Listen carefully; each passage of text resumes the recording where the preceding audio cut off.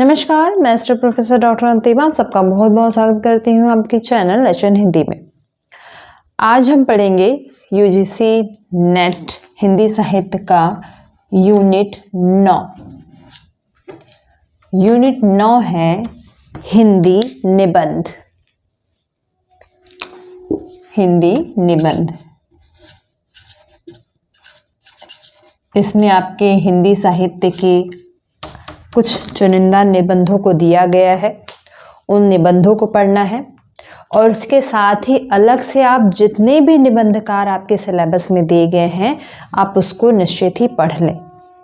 ठीक है, तो सबसे पहला जो निबंध है आपके सिलेबस में दिया है भारतेंदु हरिश्चंद्र का दिल्ली दरबार दर्पण।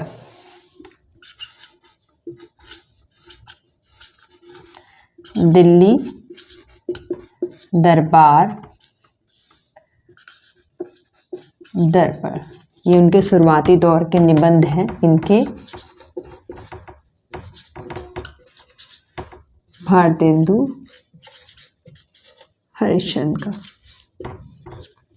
हमें पता है भारतेंदु हरिश्चंद्र तमाम गद्य विधाओं के जनक कहे जाते हैं। हिंदी निबंध में भी भारतेंदु का बहुत बड़ा रोल है। उन्होंने निबंध को नए सिरे से स्थापित किया हुआ है। कह सकते हैं कि आधुनिक हिंदी में निबंध को भारतेंदु हरिश्चंद्र ही लेकर के आए थे। ठीक है, दिल्ली दरबार दर्पण उनका जो निबंध है वो 1877 के ईस्वी में आता है लगभग। इस निबंध में को उन्होंने एक थोड़े रिपोर्ट शैली में लिखा है। रिपोर्ट जैसे समाचार शैली में, जैसे किसी घटना का वर्णन कर रहे हों। ठीक है, घटना कौन है? दरअसल यह घटना है जब 1877 में विक्टोरिया महारानी को पूरे उनके उपनिवेश की भी साम्राज्य घोषित कर दिया गया था। तो उसमें भारत भी था और भारत पर क्या प्रभाव पड़ा, भारत के लोगों को क्या प्रभाव पड़ा, उस समय उन्होंने एक घोषणा पत्र निकाला था। ठीक है, उस घोषणा पत्र में उन्होंने बहुत बड़ी बातें, बहुत बढ़ा चढ़ा के बातें कही थी। तो बहुत सारे लोगों को भारत में ऐसा लगा कि शायद विक्टोरिया का शासन भारत में एक अच्छा भी हो सकता है, कुछ नया हो सकता है। कई जो भेदभाव हैं, जो भारत में अंधविश्वास हैं, रूढ़ियां हैं, शायद वो ख़त्म करने में सहायता मिले। ऐसे ही आपके भारतेंदु हरिश्चंद्र भी हैं, इनको भी कहीं ना कहीं लगा। इसलिए इस निबंध में आपको राजभक्ति और राष्ट्रभक्ति दोनों का एहसास होता है। कहीं न कहीं भारतेंदु हरिश्चंद्र को लग रहा था, उनको भी ये आशा थी कि ये जो विक्टोरिया का आना भारत के लिए कुछ अच्छा करेगा, कुछ प्रगति होगी, कहीं जो भारत की रूढ़ियां हैं वो ख़त्म होगी। ये इस उम्मीद के संग भी वो देखते हैं इसको। तो बहुत इन्होंने उस घटना का वो बहुत वर्णनात्मक रूप से उसका पूरा डिस्क्राइब किया है, वर्णन किया है। यहाँ तक कि उन्होंने उस जो राष्ट्रगान होता है विक्टोरिया जी के सम्मान में, उन सब का जिक्र आपको इसमें मिलेगा। इससे प्रश्न पूछा जाता है क्योंकि एकदम स्टार्टिंग के निबंध हैं, पढ़ने के लिए बहुत कम मिलता है आपको, फिर भी आसानी से यह आपके गूगल पे हिंदी समय पर ऑलरेडी उपलब्ध है, तो आप उसमें जा कर के ये पढ़ सकते हैं। ठीक है, अगला जो निबंध है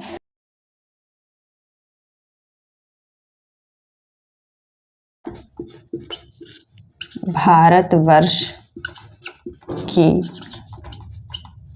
उन्नति कैसे हो सकती है। ठीक है, भारतेंदु हरिश्चंद्र द्वारा ही लिखित यह दूसरा निबंध भी आपके सिलेबस में दिया हो गया है। यह निबंध दरअसल भारतेंदु हरिश्चंद्र जी का ही बलिया जिले के दादरी मेले में, दादरी मेला बहुत प्रसिद्ध मेला है, ऐतिहासिक रूप से भी बहुत प्रसिद्ध है। दादरी मेले में भारतेंदु जी के दिए गए इस एक भाषण का उन्होंने उसी को लिखित रूप है, उसी को लेखन में प्रस्तुत किया था लगभग 1884 में। ये प्रश्न भी पूछता है कि कौन सा उनका जो निबंध है वो दादरी मेले से या बलिया से संबंधित है, तो यह बलिया के दादरी मेले में दिया गया भाषण है।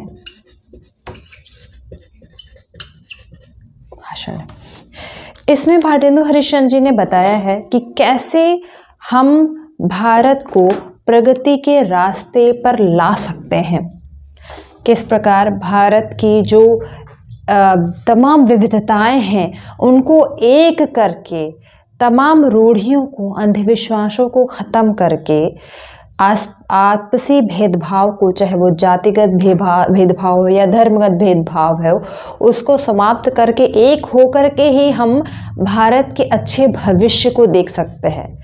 तो इसमें उन्होंने भारत के प्राचीन भारत की और वर्तमान भारत के साथ साथ भविष्य के भारत की, अच्छे भविष्य की जो आस है वो इसमें उन्होंने दिखाई है।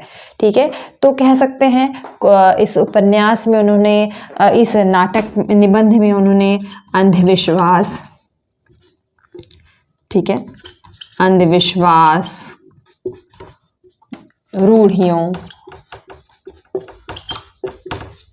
रूढ़ियों के प्रति भारतवासियों को एक साथ खड़ा होने का संदेश दिया है। अच्छा है यह नाटक, और इम्पॉर्टेंट भी है। इनफैक्ट बहुत जगह यह नाटक आपके यूजी या पीजी के सिलेबस में भी दिया हुआ है, तो आप इससे को पढ़े होंगे। यदि नहीं पढ़े हैं या पढ़े बहुत समय हो गया है तो ज़रूर पढ़ लें। मुझे लगता है जितने भी निबंध दिए हुए हैं, हालांकि अब समय बहुत कम है, अब गिन करके आपके पास समय बचा हुआ तो केवल रिवीजन का समय है, लेकिन मैं ज़रूर सलाह दूंगी कि जितने भी निबंध आपके सिलेबस में दिए गए हैं, कम से कम वो निबंध, पूरा संकलन ना भी पढ़े लेकिन वो निबंध आप लोग ज़रूर पढ़ लें। सभी निबंध अपने आप में बहुत महत्वपूर्ण है। ठीक है, हम आते हैं अगले निबंध पर। अगला जो निबंध है वो है प्रताप नारायण मिश्र का शिव मूर्ति।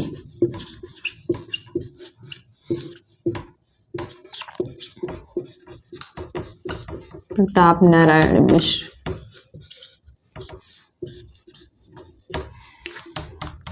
इसके सन के विषय में बहुत क्लियर नहीं है, लेकिन कहा जाता है कि 19वीं सदी के उत्तरार्ध में ही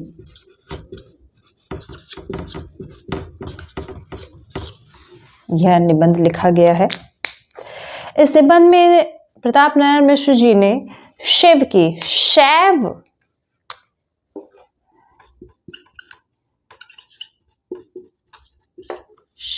की महत्ता के बारे में बताया है। उन्होंने उसकी आराधना, शिव की आराधना के बारे में बताया है कि कैसे शिव के प्रति आस्था या शैव के प्रति आस्था और उसके साथ साथ वैष्णव के साथ सामंजस्य भी होना चाहिए। तो कह सकते हैं शैव और वैष्णव का सामंजस्य। ठीक है, आस्था को इन्होंने ज्यादा महत्व दिया है इस उपन्यास में, ईश्वर के प्रति आस्था को। हालांकि बहुत अंधविश्वास और रूढ़ियों के अगेंस्ट ये भी थे, लेकिन ईश्वर के प्रति सच्ची आस्था को यह मानते हैं और मनुष्य के लिए जरूरी भी समझते हैं। इस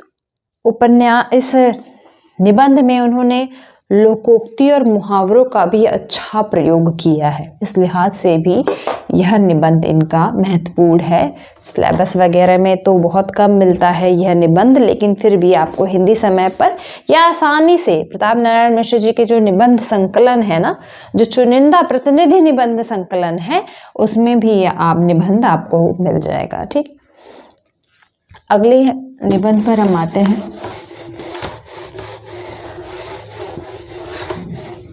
अगला निबंध है बाल मुकुंद गुप्त का शिव शंभू के चिट्ठे।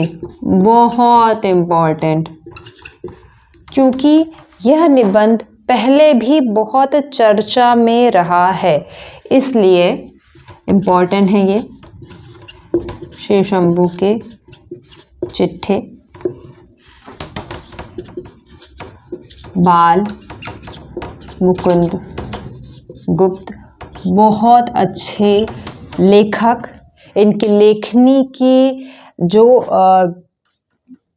लोहा है ना, वो उस समय के श्रेष्ठ विद्वान महावीर प्रसाद द्विवेदी भी मानते हैं। वह मानते हैं कि अगर कोई उस समय का सबसे अच्छा लेखक है तो वह बाल मुकुंद गुप्त है। ठीक, शिव शंभू के चिट्ठे में उन्होंने लॉर्ड कर्जन को संबोधित करते हुए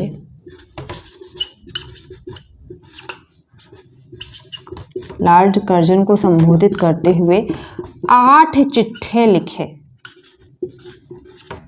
ठीक है, 8 चिट्ठे लिखे हैं। इन चिट्ठों में उन्होंने भारत की अव्यवस्था और भारत की दुर्दशा के बारे में उनको इंगित कराया है, और कहीं ना कहीं वह एक कटाक्ष भी करते हैं कि इन सब का जिम्मेदार कौन है। यदि शासक वर्ग में आप हो, सत्ता में आप हो, शासन आप कर रहे हो, तो ये जो भारत की दुर्दशा हो रही है, जो भारत की अव्यवस्था परिस्थिति है, वह कौन देखेगा या कौन देख रहा है। तो कहीं ना कहीं उन्होंने उन पर ये कटाक्ष भी करते हुए यह चिट्ठे या फिर यह जो निबंध है वो लिखा है। 8 चिट्ठे लेकिन पूरे लिखे थे उन्होंने, जो कि सभी महत्वपूर्ण है और सभी से पूछा जा सकता है कि इनमें से कौन कौन है। तो पहला जो है वो बनाम लॉर्ड कर्जन। ठीक है, दूसरा है श्रीमान का स्वागत। श्रीमान का स्वागत है। तीसरा है वायसराय का कर्तव्य का कर्तव्य। चौथा है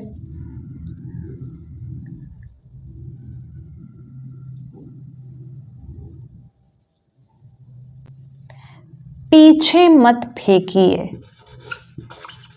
पीछे मत फेंकिए।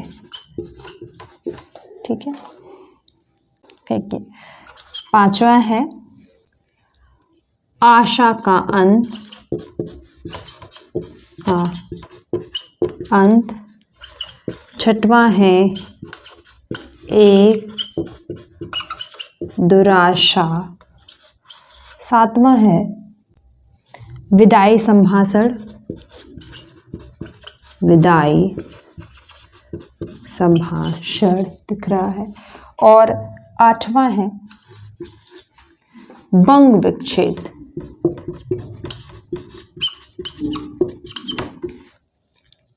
इन 8 चिट्ठों के जरिए शिव शंभू जरिए बाल मुकुंद गुप्त जी ने भारत की दुर्दशा व्यक्त करी है।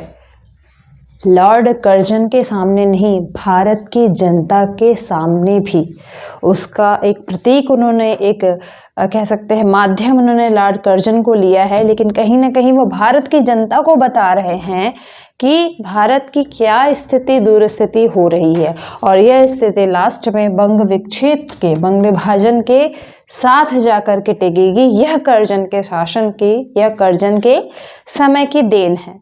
ठीक है, अगला निबंध पर आते हैं।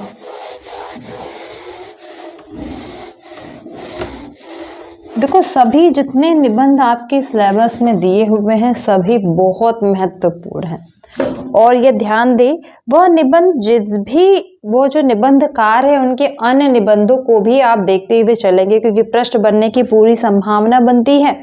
ठीक है, अगले जो निबंधकार हैं, निबंध सम्राट रामचंद्र शुक्ल जी का कविता क्या है। ठीक है, रामचंद्र शुक्ल श्रेष्ठ निबंधकार, इनका निबंध कविता क्या है। यह निबंध चिंतामणि भाग 1, इनके निबंध संग्रह चिंतामणि भाग 1 में संग्रहित है। चिंतामणि भाग 1 निबंध में यूं तो ज्यादातर जो निबंध हैं वो मनोविकार और भावों के हैं, कुछ ही निबंध ऐसे हैं जो सैद्धांतिक पक्ष पे आधारित हैं। उसमें से एक निबंध यह भी है। यह निबंध जो है वह काव्यशास्त्रीय, ठीक है, काव्यशास्त्रीय सैद्धांतिक निबंध है।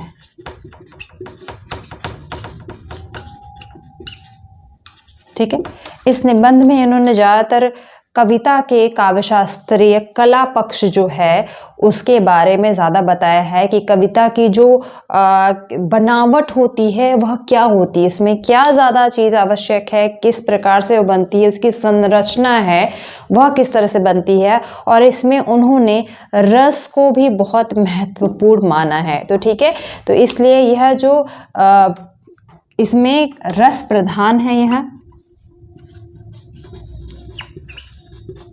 प्रधान, और काव्य में लोक मंगल,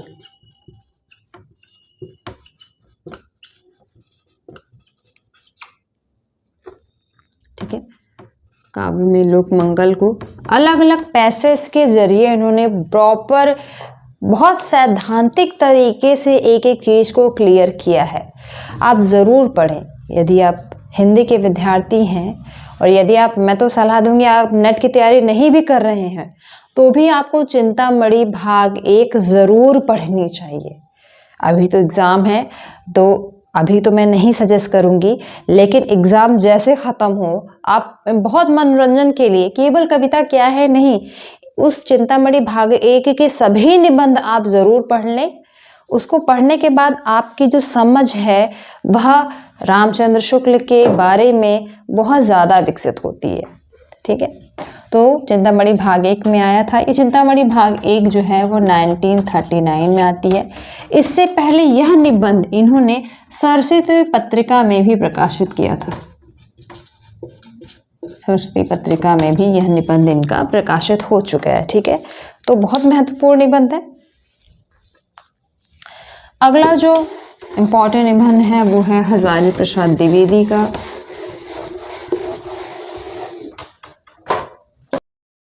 नाखून क्यों बढ़ते हैं। नाखून क्यों बढ़ते हैं। लेखक हैं हजारी प्रसाद द्विवेदी। हजारी प्रसाद द्विवेदी ललित निबंधकार माने जाते हैं। यह निबंध भी उनका ललित निबंध का ही एक उदाहरण है। यह निबंध हजारी प्रसाद द्विवेदी के ही निबंध संग्रह कल्पलता में संग्रहित है। कल्पलता में, ठीक है, ललित निबंध है।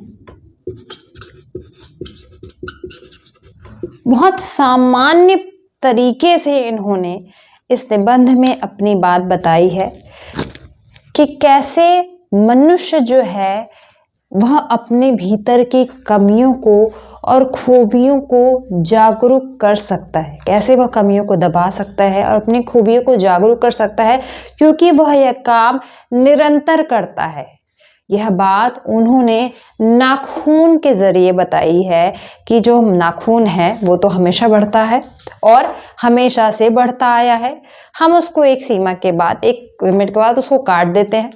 तो एक प्रकार जहाँ वो कहते हैं कि नाखून जो बढ़ना है ना, वो एक प्रकार से आसुरी प्रवृत्ति है, ठीक, लेकिन हम उसको काट देते हैं, संजो के नहीं रखते, उसको हम काट देते हैं और यही मनुष्यता है। तो मनुष्य के भीतर ऐसी तमाम सारी चीजें हैं जो आप उसका चयन कर सकते हैं कि वह उसको, उसकी परिणति क्या होगी, अच्छी या बुरी होगी, इसका अधिकार, इसकी जो तर्क क्षमता है वो मनुष्य में होती है और मनुष्य उस तर्क क्षमता का इस्तेमाल भी करता है। तो इस निबंध में उन्होंने बताया है कि मनुष्य की कमियों और खूबियां क्या होती हैं, उससे वह स्वयं आपको परिचित कराते हैं और अब आपको निर्णय होता है, पाठक को निर्णय लेना होता है कि वह उसका प्रयोग किस प्रकार से करे। ठीक है, तो यह जो नाखून क्यों बढ़ते हैं, इसमें इन्होंने ये चीज बताई है। यह निबंध इन्होंने 1915 में लिखा था।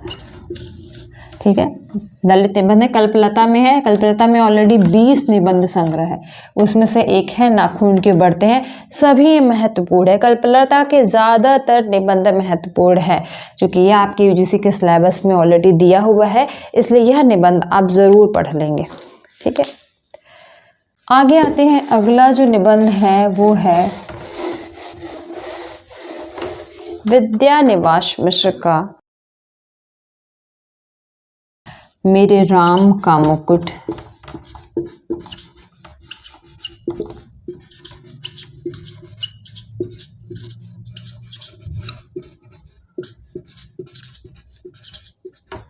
भीग रहा।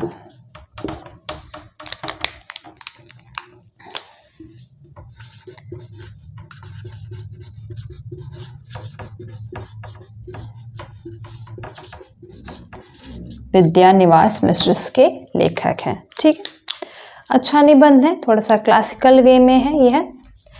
इस निबंध, ये ऑलरेडी एक निबंध संग्रह भी है और इस निबंध संग्रह में लगभग 17 निबंध हैं। ठीक है, और इस 17 निबंध में एक अलग से जो निबंध है वह मेरे राम का मुकुट भीग रहा है, इस नाम से भी है। ठीक, मेरे राम का मुकुट भीग रहा है एक थोड़ा सा क्लासिकल तरह का निबंध है, क्योंकि इस निबंध में आपको पौराणिक प्रसंग भी देखने को मिलते हैं। पौराणिक प्रसंग मिलेंगे और उन पौराणिक प्रसंग के साथ आज के मनुष्य की चिंता, तो पौराणिकता और उसके साथ आधुनिकता का जो मिश्रण है।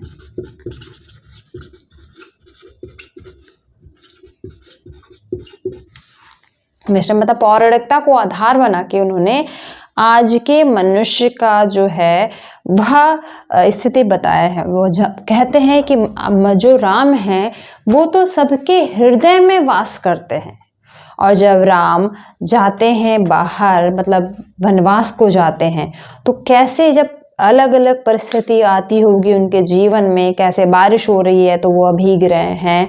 वही नहीं, सीता की स्थिति का भी बहुत बार वर्णन किया गया है। सीता कैसे रहती हैं, लक्ष्मण कैसे रह रहे हैं, सभी एक दूसरे से भीग रहे होंगे। और उनकी माता जो है कौशल्या, वो किस प्रकार से चिंता में हर बार भर उठती होंगी। जब जब अयोध्या में बारिश होती होगी तब तक उनकी ये चिंता होती रहेगी। तो यह केवल कौशल्या की ही नहीं, वो कहते हैं कि हजारों कौशल्याओं की चिंता है कि जो मनुष्य है, आज का जो मनुष्य, वह किस प्रकार सा जीवन जी रहा है। तो बहुत कथात्मक शैली से, एकदम जैसे ऐसे लगे जैसे वो कहानी कह रहे हैं। बहुत कथात्मक शैली से उन्होंने राजा राम, पौराणिक राम के द्वारा अपनी बात कही है, आज के मनुष्य को मैसेज दिया है। ठीक है, 1974 के लगभग यह निबंध जो है मेरे राम का मुकुट भीग रहा है, विद्यानिवास मिश्र ने लिखी थी। अगला जो महत्वपूर्ण निबंध है वो है मजदूरी और प्रेम।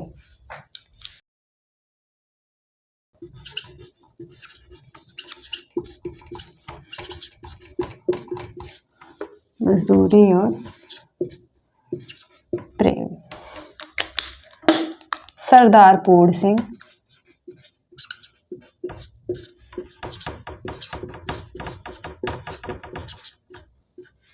सरदार पूर्ण सिंह की लेखनी भी बड़ी अच्छी थी।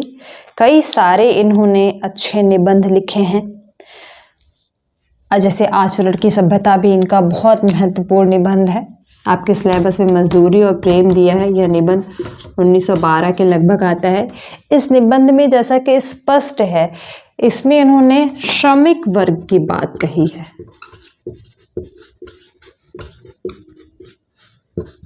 वह श्रमिक वर्ग जो मेहनत कर रहा है, मेहनत करके इस भारत के सांचों को घड़ रहा है, उसकी महत्ता पर बल देते हैं। वह महत्ता जो किसानों की है, श्रमिकों की है, मजदूरों की है, वह जो उनका महत्व है वह उन्होंने इसमें बताया है। और अलग अलग 8 शीर्षक के जरिए, 8 शीर्षकों के जरिए वह बात कहते हैं अपने, जिसमें उन्होंने सभी तरह के लोगों की बात कही है। जैसे गडेरिए को क्या जीवन हो सकता है, हल चलाने वाले मतलब किसानों का क्या है, इन सभी को उन्होंने अलग अलग चैप्टर में विभाजित किया है। ठीक है, तो पहला है जिसमें, ठीक है, 8 शीर्षक है। पहला है हल चलाने वाले का जीवन।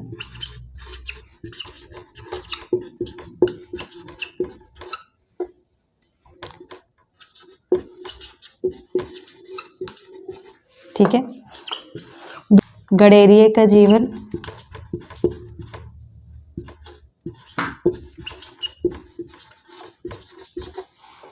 तीसरा है मजदूर की मजदूरी।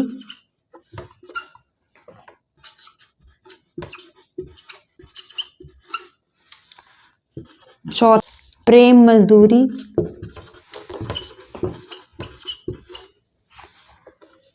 पांचवा है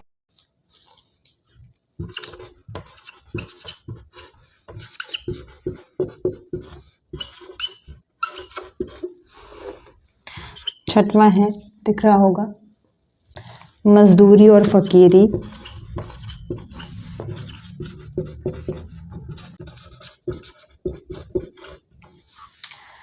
सातवां है, दिख रहा है आपको, समाज का पालन करने वाली दूध की धारा।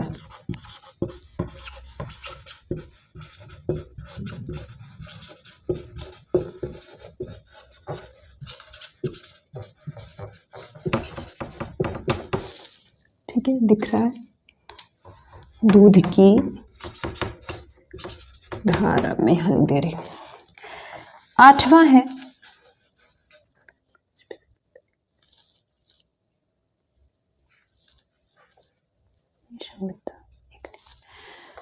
है यहां लिख रही हूं, पश्चिमी सभ्यता एक नया आदर्श। ठीक है, इन 8 शीर्षकों में इन्होंने अपनी बात कही है। मजदूरों से लेकर बड़े बड़े दार्शनिकों तक की बात इसमें आपको दिखाई देगी। अच्छा निबंध है और सरदार पूर्ण सिंह काफ़ी अच्छे निबंधकार हैं और बहुत गंभीरता और विवेचनात्मक शैली के साथ अपनी बात कहते हैं। ठीक है, अगला जो निबंध है, उत्तरा फाल्गुनी के आसपास।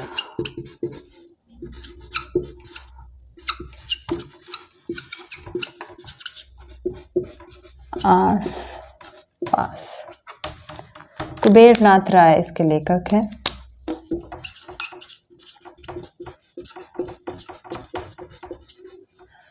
विद्यानिवास मिश्र के लगभग समकालीन लेखक हैं। ललित निबंधकार है ये भी।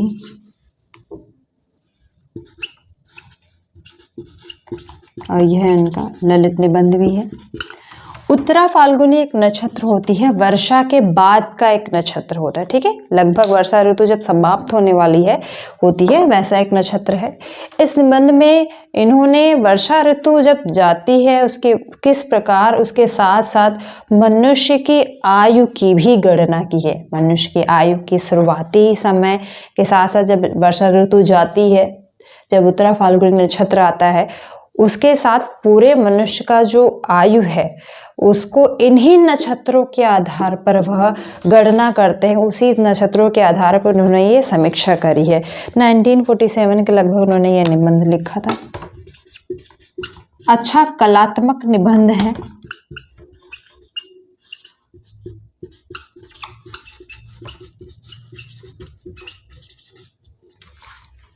ठीक है, फैक्ट इससे कम पूछे जाते हैं लेकिन पंक्तियां इसकी पूछी जा सकती हैं, तो एक बार इसको ज़रूर पढ़ लेंगे, हम छोड़ नहीं सकते हैं इसको। कोई भी निबंध आप छोड़ नहीं सकते हैं सिलेबस का। यदि एक दृष्टि डाली है तो ठीक है, यदि नहीं दृष्टि डाली है तो कम से कम PYQ वगैरह या फिर इसकी कुछ पंक्तियां जो है महत्वपूर्ण पंक्तियां हैं वो आप ज़रूर देख लेंगे।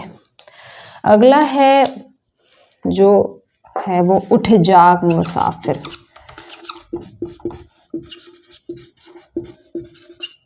उठ जाग मुसाफिर विवेकी राय है इसके लेखक। विवेकी राय गवई जीवन के लेखक रहे हैं, ठीक है। इनके लेखन में क्या निबंध हो या क्या इनकी अन्य कहानियाँ या उपन्यास, उसमें आपको गवई जीवन की बहुत सुंदर जो झांकी है वो मिलेगी। इस निबंध में भी आपको ये ज़रूर दिखाई देता है गांव की स्थिति।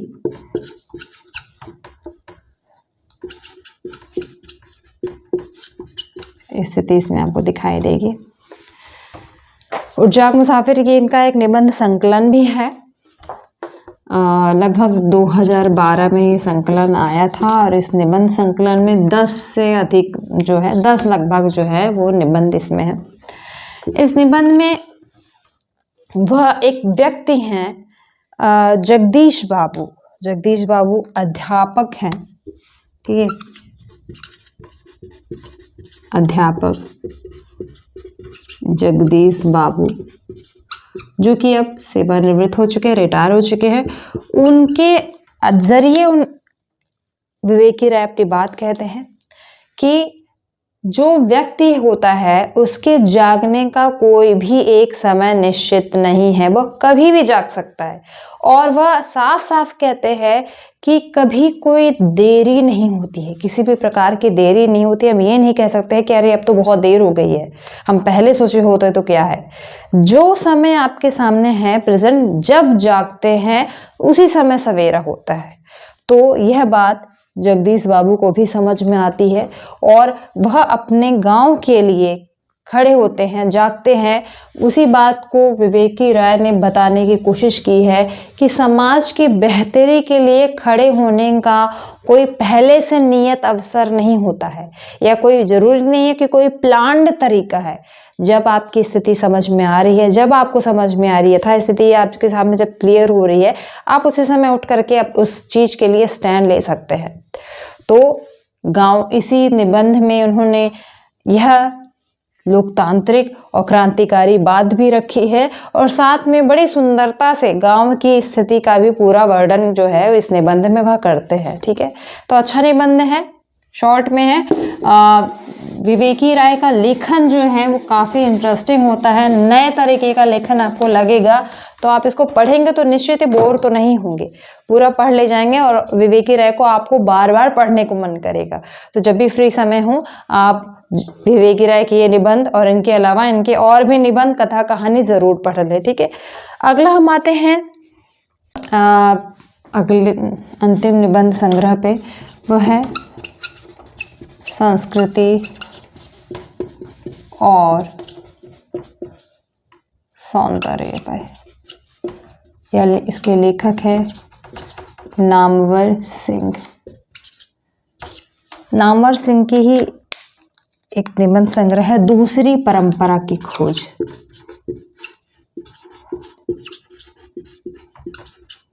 की खोज। इसी निबंध संग्रह में यह निबंध संकलित है। ठीक है, लगभग 1982 में यह निबंध आया था। ठीक है, एक प्रकार से आलोचनात्मक निबंध है।